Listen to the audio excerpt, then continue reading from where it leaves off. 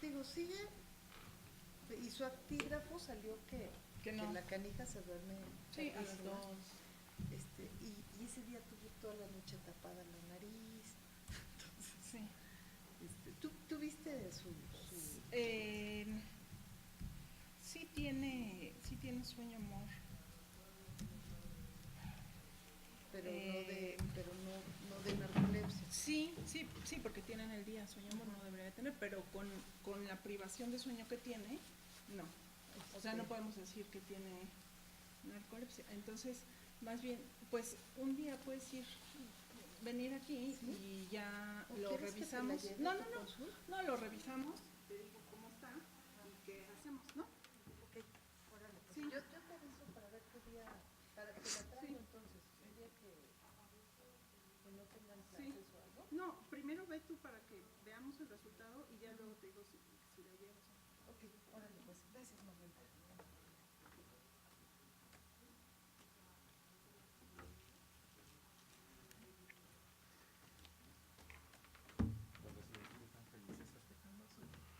Una fiesta tras otra. ¿Sí has visto en el...? Sí, en el Facebook. Contentitos. Hola, ¿cómo estás? Danos unos minutitos, ¿no? Sí. Son unos 3 minutitos. Si no va a haber nadie.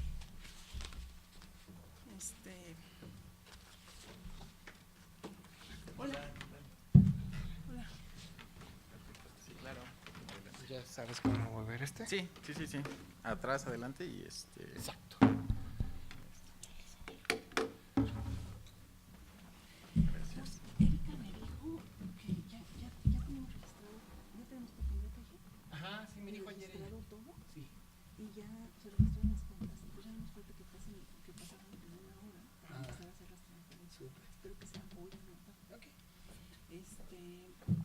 Erika me dijo que iba a estar en algo de... Sí, está en frío, fui a verla ya. Oye, ¿puedes Tomar fotos. tomar una fotito para Sí, que... para ponerle la huella. Sí. Por favor. Sí.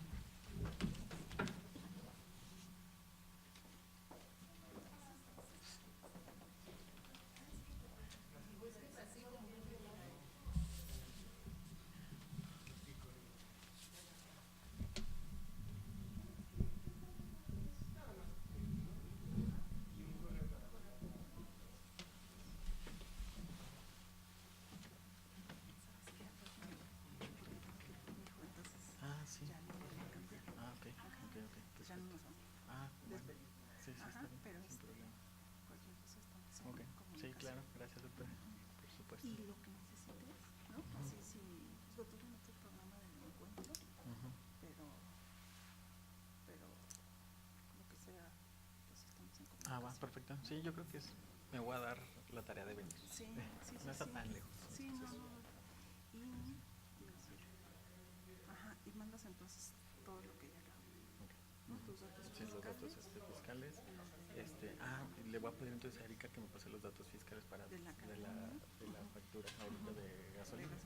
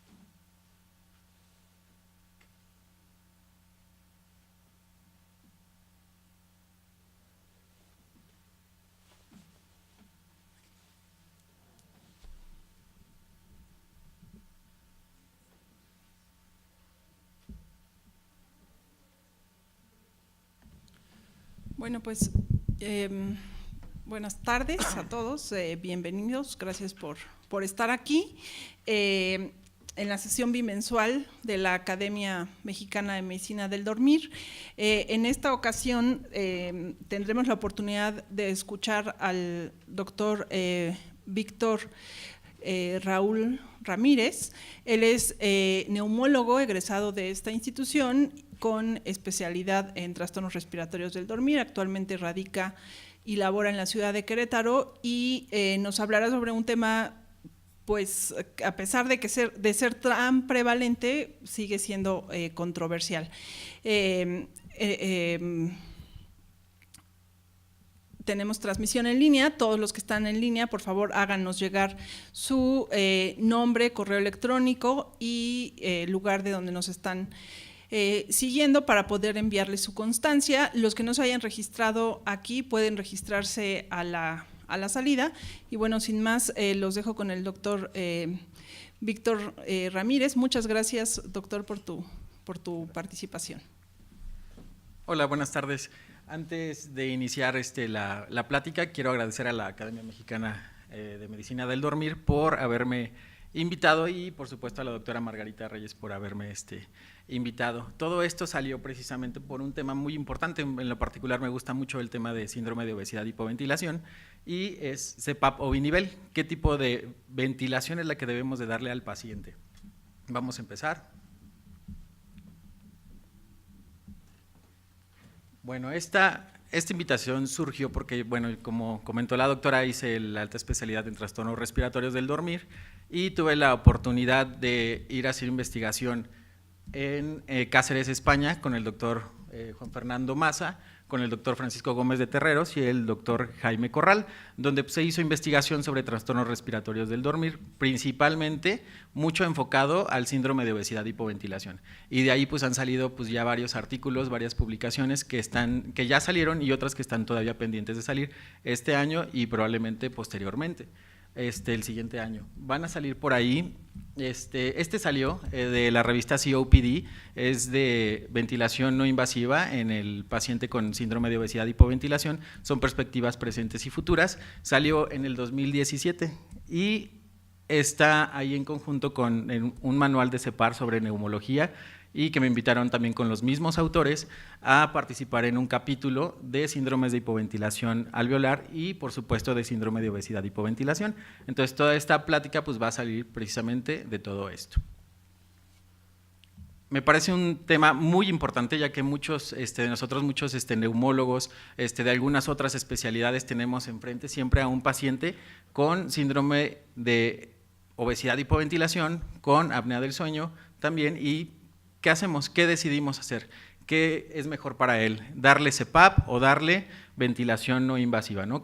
¿Cuál está más indicado en qué tipo de paciente? Entonces, vamos a empezar con los objetivos de la plática, con la introducción, la definición, fisiopatología, el tratamiento con CPAP o ventilación no invasiva, posibles mecanismos fisiopatológicos de presión positiva, las bases científicas, aplicaciones clínicas, consideraciones técnicas e investigaciones futuras, y las conclusiones. Entonces, como introducción, pues la clasificación internacional de los trastornos del sueño divide a todos los trastornos del sueño en 8 grupos. Como sabemos, uno de los más estudiados pues, son los trastornos respiratorios del dormir, donde pues, se encuentran los trastornos de apnea obstructiva, los trastornos de apnea central, los trastornos de hipoxemia y, por supuesto, los trastornos relacionados a hipoventilación, donde principalmente el síndrome de obesidad y hipoventilación pues ha tenido gran importancia a nivel mundial y más en los últimos años. ¿Y por qué? Porque hay una alta prevalencia e incremento de obesidad en toda la población, obviamente con un incremento de mortalidad y de morbilidad y disminución de la calidad de vida de estos pacientes. Entonces, la definición, hay que conocer pues, cuál es el paciente con síndrome de obesidad y hipoventilación. Por ahí hay varios sinónimos de esta enfermedad, como apnea del sueño hipercápnica, hipoventilación asociada al sueño, asociada a obesidad, o por ejemplo también el síndrome de Pickwick. Seguramente muchos también lo han escuchado o lo han visto en la literatura. Sin embargo, se recomienda que ya no se utilice mucho este término, porque el síndrome de Pickwick, muchos autores por ahí lo utilizaban para otros trastornos, especialmente por ejemplo apnea del sueño, sin necesariamente ser un síndrome de Pickwick, o por ejemplo en obesos eucápnicos también lo llegan a utilizar. Entonces, de preferencia ya no utilizarlo. Y el código de la clasificación internacional de las enfermedades es E66.2, que es expresado como obesidad mórbida grave con hipoventilación alveolar.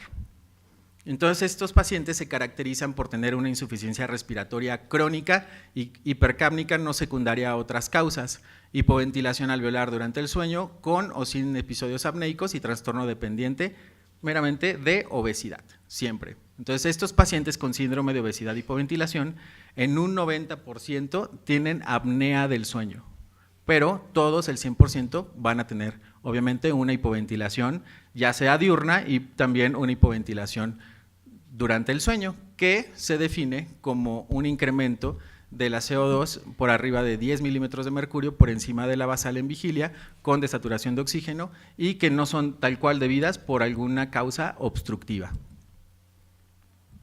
El diagnóstico, como sabemos, es clínico. Esto también es muy importante. No necesitamos necesariamente hacer una polisomnografía al paciente, porque vamos a ver pues, que hipoventila más, ¿no? El diagnóstico es clínico y se requieren principalmente 3 criterios diagnóstico para síndrome de obesidad y hipoventilación.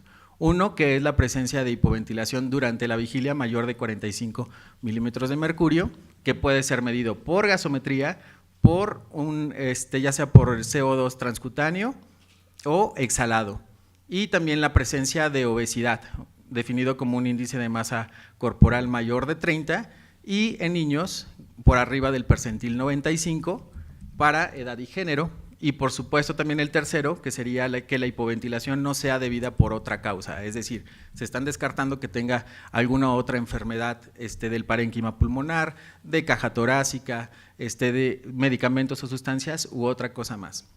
Por aquí voy a hacer mención también un poco, algo que debe de ser también ajustado para la población mexicana, que de hecho el doctor Carrillo casi siempre lo dice también en sus presentaciones. Una, que donde ustedes lo lean, siempre aparece ese CO2 de 45, ¿no? Pero eso es a nivel del mar. Si lo hacemos aquí ajustado a la Ciudad de México, pues hay que hacer un ajuste a los valores gasométricos según la altitud. Entonces aquí aplica utilizar uno de los artículos que utiliza el doctor Pérez Padilla ya de hace algunos años sobre los valores gasométricos según las diferentes ciudades, ¿no? Por altitud. Entonces aquí el punto de corte de estos pacientes, por ejemplo aquí para la Ciudad de México no sería 45, sería más o menos como un 37 aproximadamente. Y por supuesto el índice de masa corporal. Si nosotros por ahí vemos la norma oficial mexicana, pues todos los mexicanos somos un poquito más pequeños que el resto de la población mundial, es decir, hay algo que se llama talla baja y hace mucho hincapié en esto sobre el sobrepeso y obesidad. Talla baja son para las mujeres que miden menos de 1,50 y los hombres menos de 1,60. Entonces en ellos, por ejemplo, la obesidad no es un índice mayor de 30, ya sería con un índice de masa corporal mayor de 27 para talla normal o mayor de 25 para una talla baja. Y por supuesto el último criterio, que ya sería descartar alguna otra causa de hipoventilación, ese pues sigue igual, ¿no? Son los 3 criterios para hacer el diagnóstico. Por supuesto que hay estudios complementarios. ¿Cuáles? Uno, durante el estudio del paciente solicitamos, por ejemplo, una gasometría, que vemos también ahí el bicarbonato sérico, ¿no? Y el bicarbonato sérico pues va a estar incrementado como compensación metabólica secundaria a una acidosis respiratoria, que sugiere obviamente de un proceso totalmente crónico, y el punto de corte de suele ser de 27 milequivalentes por litro. Otra cosa, la hipoxemia. Generalmente ustedes cuando tengan un paciente con apnea del sueño, y si está desaturado y está obeso, seguramente, o sea, sí tiene apnea del sueño, pero están teniendo enfrente un paciente con síndrome de obesidad y hipoventilación, ¿no? Generalmente el paciente con apnea del sueño solito, generalmente no tiene hipoxemia diurna, tiene nocturna, pero diurna Generalmente no. Entonces, seguramente ese paciente es un síndrome de obesidad hipoventilación.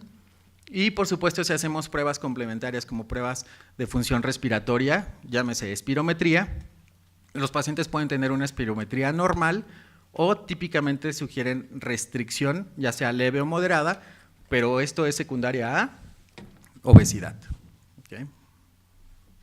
En cuanto a la fisiopatología, voy a hablar un poquito de fisiopatología para poder entender los mecanismos por los que la ventilación pues mejoran la hipoventilación diurna. La fisiopatología, pues existen 3 principales mecanismos que pueden generar hipoventilación en el paciente obeso. ¿Cuáles son? 1, la alteración de la mecánica respiratoria secundaria a obesidad. 2, la hipoventilación central secundaria a la resistencia a la leptina y una respuesta compensatoria alterada a la hipoventilación crónica del sueño. Y tercero, la hipercapnia transitoria debido a apneas e hipopneas obstructivas. Por ejemplo, 1, que es la alteración de la mecánica respiratoria secundaria a obesidad. ¿Qué es lo que sucede? La obesidad aumenta la carga mecánica, es decir, en todo el sistema respiratorio va a provocar que haya un incremento de esta obesidad de la grasa visceral y que resulte en una fatiga y una debilidad muscular crónica y que lleve posteriormente a una hipoventilación. Además, suele haber también acumulación de grasa en todas las partes laterales de la faringe, que esto va a hacer que se modifique la geometría de la vía aérea superior y que va a facilitar las apneas y por lo tanto va a aumentar la resistencia de la vía aérea superior y del trabajo respiratorio. Y por supuesto también las pruebas de función respiratorias suelen estar muy disminuidas también en estos pacientes, que va a incrementar obviamente el trabajo respiratorio, disminución de la fuerza muscular inspiratoria y disminución de la respuesta ventilatoria a la hipercapnia, que va a provocar que el paciente pues tenga un incremento del CO2 y del bicarbonato y por lo tanto llegue a tener una hipoventilación diurna. El segundo mecanismo pues es hipoventilación central secundaria a la resistencia a la leptina, y la leptina pues es una proteína que es liberada por el tejido adiposo. Entonces esta leptina tiene funciones especiales ¿de qué? De reducir el apetito y aumentar el gasto energético. Es un potente estimulador también respiratorio. Sin embargo, en estos pacientes obesos pues tienen niveles altos más que los pacientes delgados, pero no reduce el apetito. Proporciona esto una evidencia indirecta de una resistencia a nivel central. Y además la pura leptina por sí sola es un predictor independiente de hipercapnia. Y el tercer mecanismo es la hipercapnia transitoria debido a apneas e hipopneas obstructivas. Es decir, las apneas e hipopneas dan lugar a episodios transitorios de hipercapnia y de retención de bicarbonato. Es decir, en los pacientes con síndrome de obesidad y hipoventilación, cuando hay un proceso obstructivo, generalmente hay posterior una hiperventilación para tratar de compensar estos eventos, pero en los pacientes con síndrome de obesidad y hipoventilación, generalmente esto está disminuido. Aquí, por ejemplo, ¿qué es lo que vemos? Aquí se encuentra con una ventilación, es una respiración estable. El paciente tiene una hipopnea y posterior a esto hay una hiperventilación que puede ser precedida ya sea de flujo respiratorio normal o algún otro evento obstructivo. ¿Y qué es lo que sucede con el CO2? Hay una producción metabólica de CO2 justamente cuando hay una respiración normal. ¿Qué pasa en la hipopnea? Que empieza a acumularse el CO2, ¿no? Por obstrucción generalmente, y después esta hiperventilación, ¿qué es lo que hace? Tratar de compensar ese CO2 para tratar de eliminarlo, ¿ok? Y en las apneas, ¿qué sucede? Que es una obstrucción completa, pues hay acumulación mucho mayor de CO2. Y en los pacientes con síndrome de obesidad y hipoventilación, generalmente esta hiperventilación está disminuida. Por lo tanto, pues no puede eliminar tanto CO2 y va a haber hipoventilación diurna. ¿Okay? Como ven, la fisiopatología pues puede ser ya sea que el paciente tenga todos estos mecanismos o tenga algún predominio de alguno de estos, ¿no? Que es a lo que va a llevar todo a una hipercapnia.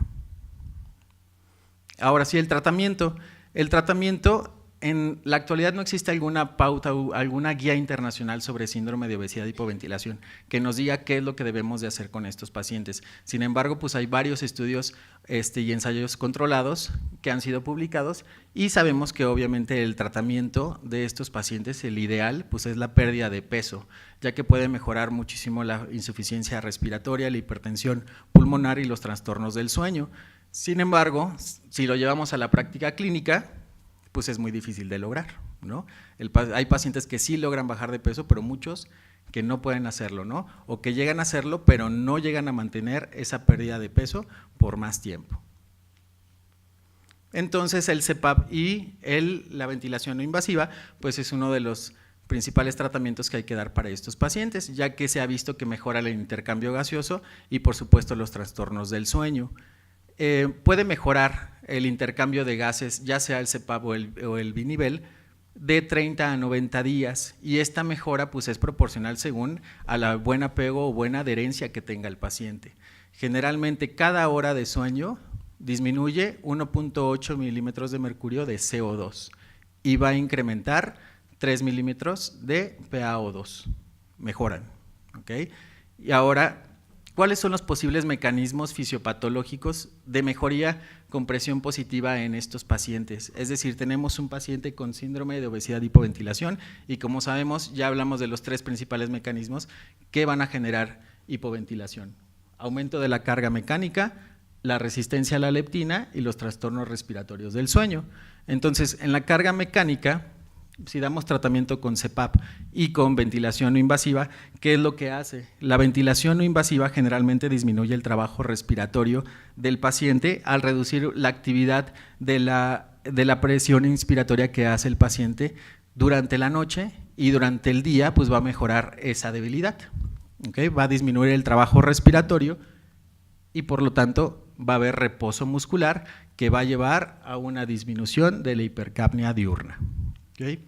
Después, en cuanto a la resistencia a la leptina, si damos tratamiento con CPAP o ventilación no invasiva, generalmente estos pacientes llegan a disminuir los niveles de leptina a valores normales. Por ahí varios estudios, algunos que son contradictorios porque en algunos aparece, finaliza con que la leptina pues, se incrementa en algunos pacientes y otros que disminuye, entonces el efecto en realidad no está tan claro, pero parece ser que sí hay ayuda de la disminución de leptina con el uso de la ventilación. Y por supuesto los trastornos respiratorios del sueño, ¿qué va a hacer aquí principalmente? Pues que los pacientes tienen eventos obstructivos que van a generar esa hipoventilación en sueño REM y también va a provocar pues obviamente apnea del sueño. Entonces en estos pacientes, ¿qué es lo que va a ocasionar ya sea la ventilación o el CPAP? Pues disminución de los eventos obstructivos. En algunos pacientes, a pesar de que utilicen el CPAP, generalmente el CO2 diurno no logra a veces llegar a la normalidad después de utilizar el CPAP, aunque tenga buena adherencia al tratamiento. Por eso a veces pues hay que utilizar la ventilación binivel para darle presión soporte al paciente y poder mejorar esa ventilación. Y también como consecuencia pues va a disminuir el bicarbonato sérico y todas estas causas de mecanismos de hipoventilación pues van a mejorar con la ventilación y van a llevar a una disminución de la hipercapnia diurna. ¿Qué bases científicas existen? ¿Qué estudios hay acerca de la comparación de ventilación no invasiva y de CPAP?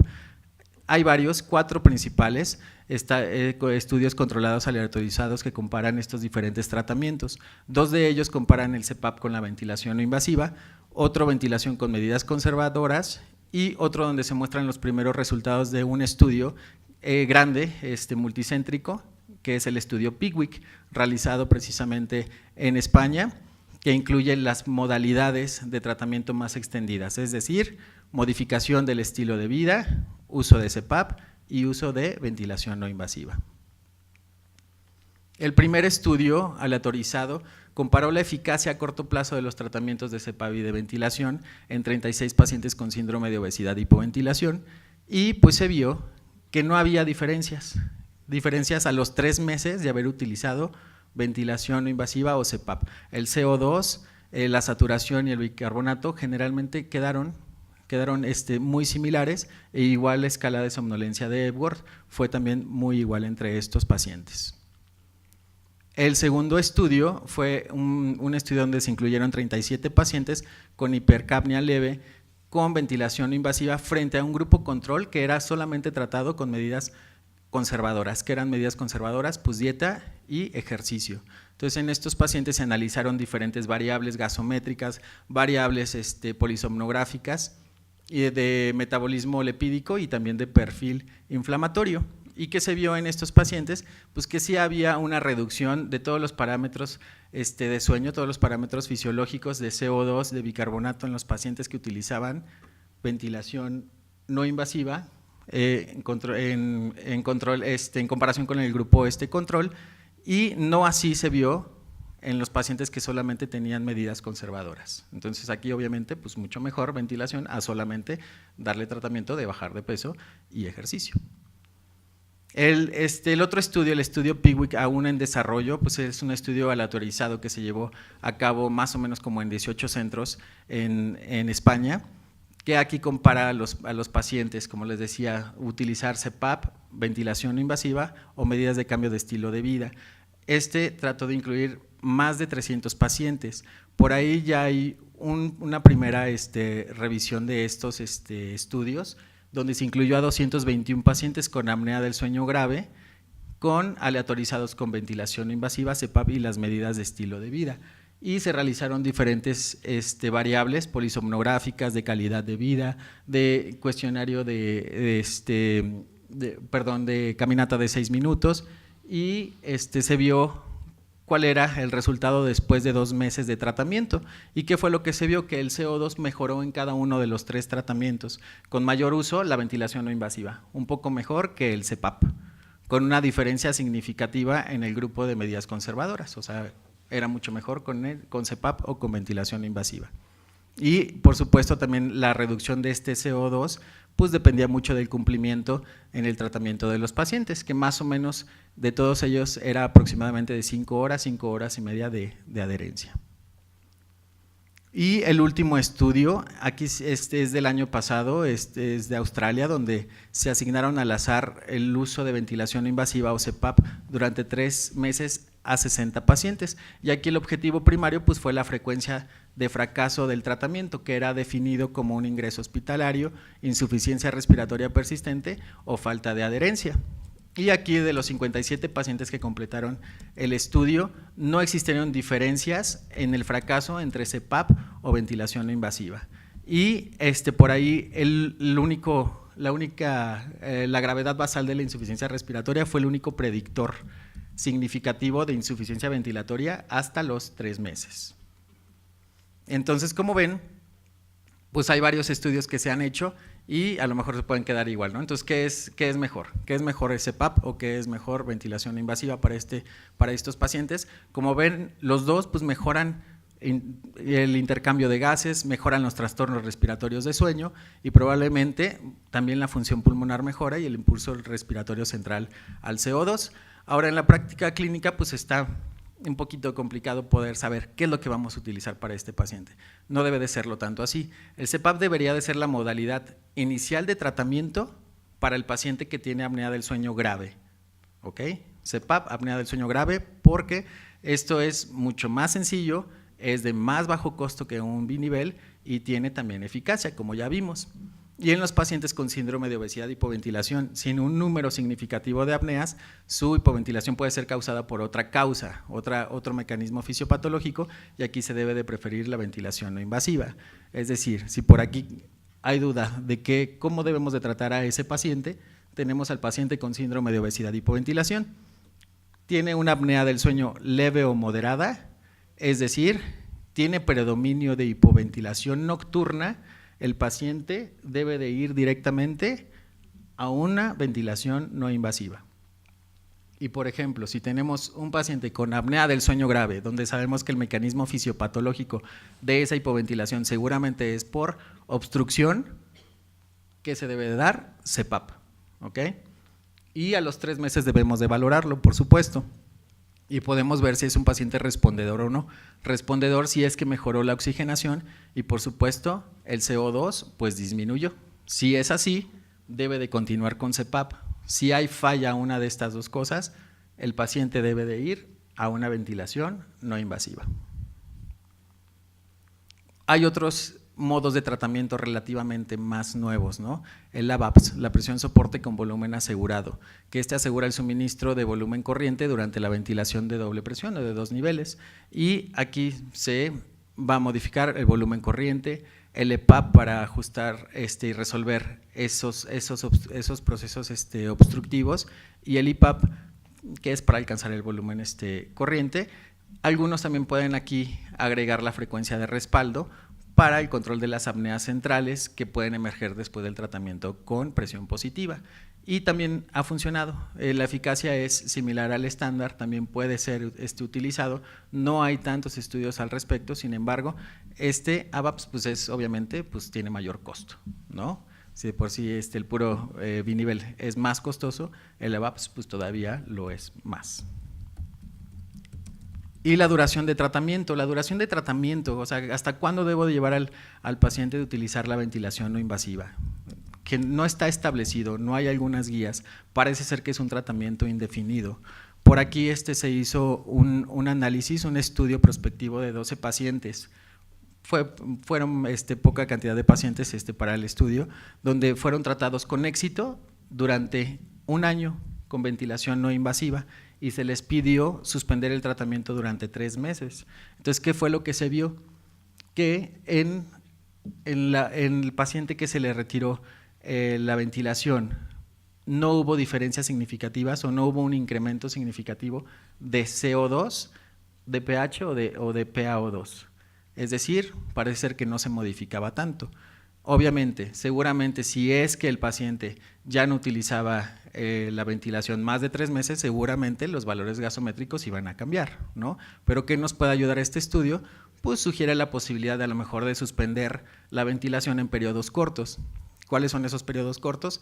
A lo mejor el paciente el fin de semana que está bien controlado, siempre y cuando esté bien controlado, puede suspenderlo a lo mejor en periodo vacacional y regresar nuevamente a la ventilación.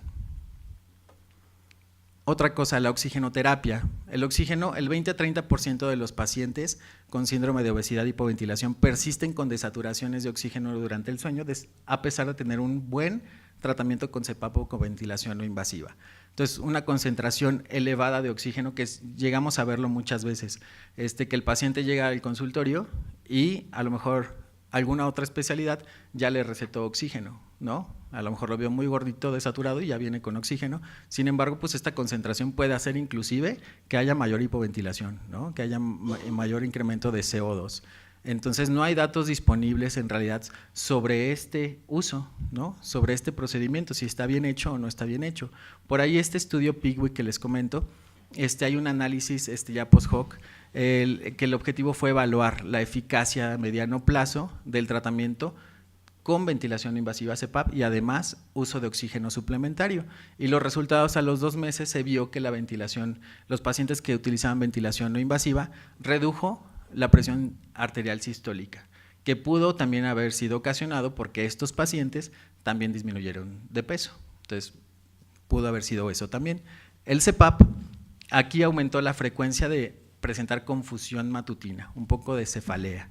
Y en el estilo de vida, que se les agregó oxígeno, pues aumentó la alcalosis metabólica compensatoria, pero disminuyó un poco el IAH. Entonces, como ven, pues la oxigenoterapia crónica no hay suficiente evidencia para poder considerarlo como beneficioso o deleterio. Entonces, por aquí necesitamos un poquito de más estudios todavía que nos puedan dar resultados principalmente de morbilidad o mortalidad cardiovascular en estos pacientes que se les agrega oxígeno. Ahora, el seguimiento. En cuanto al seguimiento, ¿cómo debemos de seguir estos pacientes en la consulta? No hay una recomendación, no hay una guía que nos diga cada qué debe de ser esto. Como les mencioné hace ratito, les dije que el intercambio gaseoso, una mejoría de esto lo logramos saber en un periodo de 30 a 90 días. Entonces, ¿cuál es la sugerencia de cómo debemos de evaluar a estos pacientes?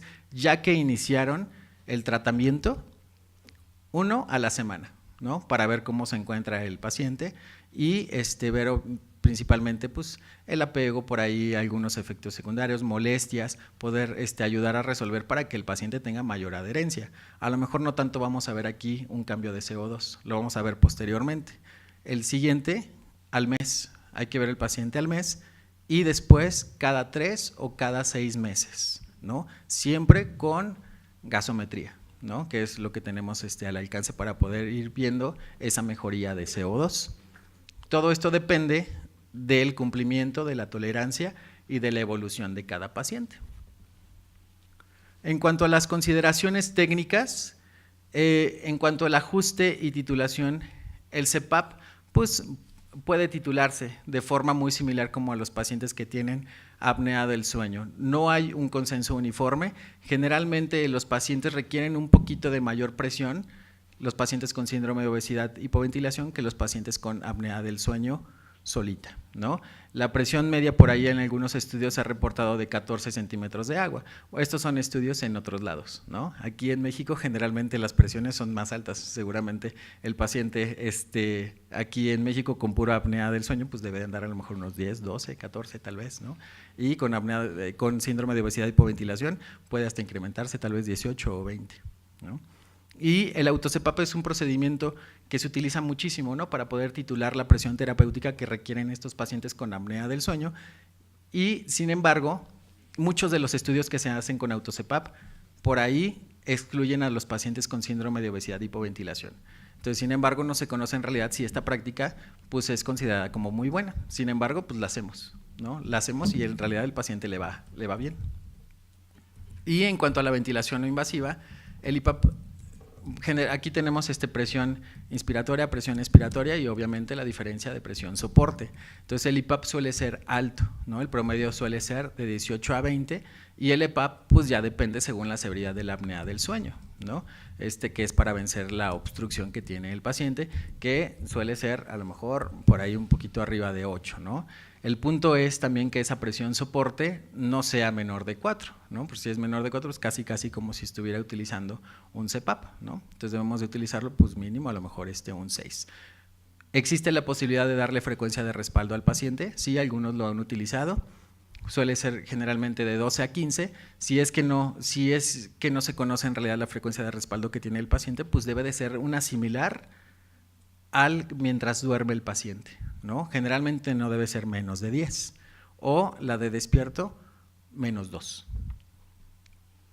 Y las consideraciones técnicas de interfaces, es decir, qué mascarilla es la que debe de utilizar el paciente, pues la experiencia más extensa y el tratamiento a largo plazo se ha visto que es con la mascarilla nasal, de pura nariz, ¿no? Puede cambiarse a oronasal, sí, o a olivas.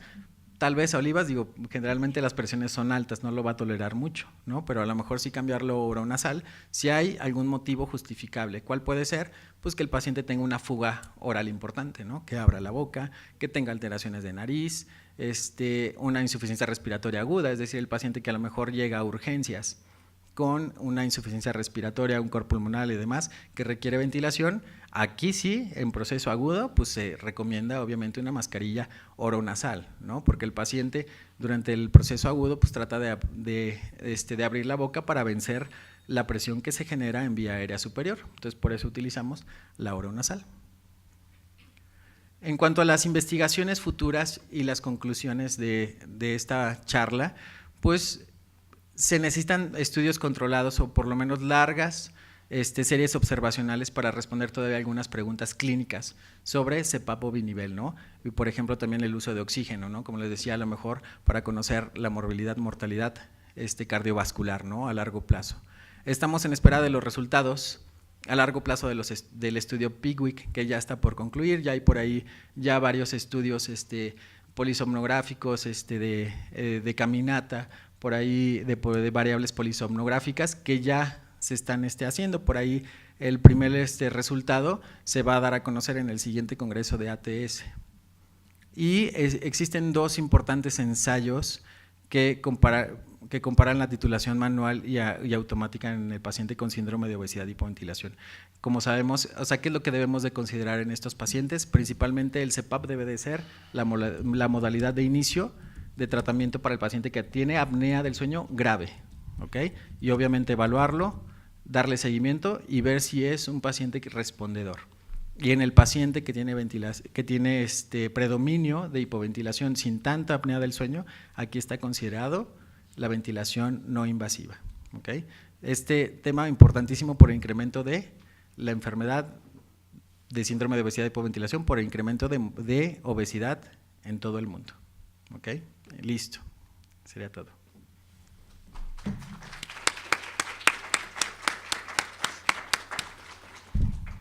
Muchas gracias, doctor Ramírez, qué orgullo que puedas citarte a ti mismo, tan joven. No sé si hay alguna pregunta de nuestro auditorio. Acá está el micrófono, gracias.